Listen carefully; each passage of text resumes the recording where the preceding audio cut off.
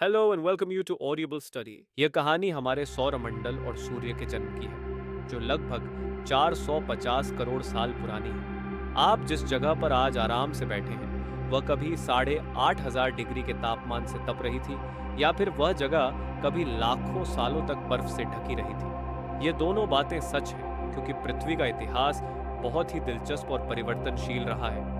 आज जिस स्थान पर हमारा सौरमंडल है, वह पहले विभिन्न प्रकार की गैसों और धूल के बादलों से भरा हुआ था। वैज्ञानिकों के अनुसार इन बादलों में जो धूल और गैस थी, वह एक विशाल तारे के आसपास घूमा करती थी। समय के साथ उस तारे की ऊर्जा धीरे धीरे कम होने लगी और एक दिन उसकी ऊर्जा पूरी तरह समाप्त हो गई। इसका परिणाम यह हुआ कि तारे में एक विशाल विस्फोट हुआ, जिसे हम सुपरनोवा कहते हैं।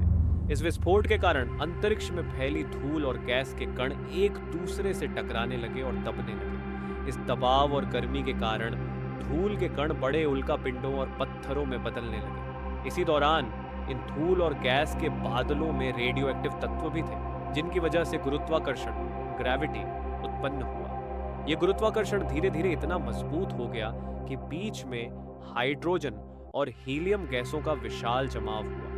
इन गैसों के जमाव और दबाव के कारण एक विशाल विस्फोट हुआ, जिससे हमारे सूरज का जन्म हुआ। यह विस्फोट इतना शक्तिशाली था कि इसके परिणाम स्वरूप एक विशाल तारकीय संरचना बनी, जो बाद में हमारे सौरमंडल का केंद्र बन गया, हमारा सूर्य। इस प्रकार आप जिस जगह पर बैठे हैं, वह पहले एक धूल और गैस के बादल से ढकी हुई थी। लाखों साल पहले यह जगह इतनी गर्म और उबली हुई थी कि जीवन के अस्तित्व का कोई सवाल ही नहीं था। आज की पृथ्वी, जिसका तापमान ठंडा हो चुका है, वही वह जगह है जहां हम आज जीवन जी रहे हैं। बहुत समय पहले अंतरिक्ष में फैले छोटे छोटे ग्रह, जिन्हें क्षुद्र ग्रह कहा जाता है, भारी थे और सूरज के करीब आते ही उन्होंने सूरज की गुरुत्वाकर्षणा ग्रेविटी के प्रभाव से गति पकड़ी।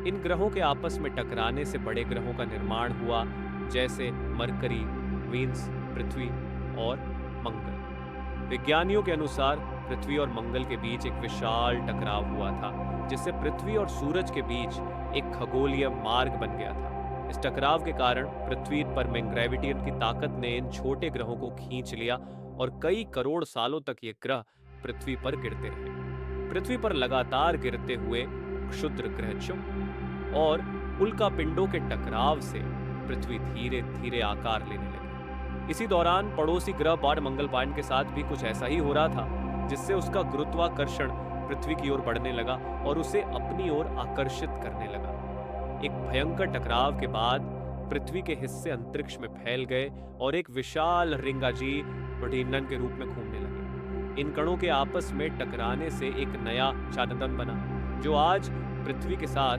परिक्रमा कर रहा है। उस समय पृथ्वी पर एक विशाल समुद्रन था और तापमान 1958 डिग्री सेल्सियस बहुत ही उच्च तापमान था। धीरे धीरे पृथ्वी ठंडी होने लगी और उसके केंद्र में भारी धातुएं और रेडियो एक्टिव पदार्थों इकट्ठा होने लगे। इसी कारण पृथ्वी के कोर में गर्मी बनी रही, जबकि हल्के पदार्थ पृथ्वी की सतह पर जमा हो गए। लाखों वर्षों तक उल्कापिंडों पर की बरसात जारी रही, जिनमें नमक, मिनरल्स और पानी जमा हो रहे थे।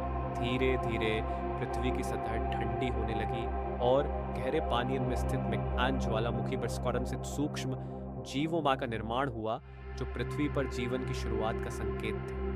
पृथ्वी का कोर हमेशा गर्म होता है, क्योंकि उसमें मौजूद रेडियो एक्टिव पदार्थ निरंतर गर्मी उत्पन्न करते रहते हैं।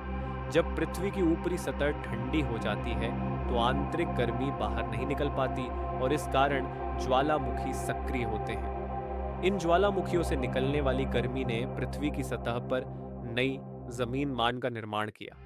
यह सिलसिला लाखों सालों तक जारी रहा और पृथ्वी की सतह पर नए द्वीपवक्षीय और माइकल भूमियन का निर्माण होता गया। इस दौरान पृथ्वी पर वातावरण पूरी तरह से विकसित नहीं हुआ था और बाहरी अंतरिक्ष से उल्कापिंडों मन की बरसात लगातार होती रही।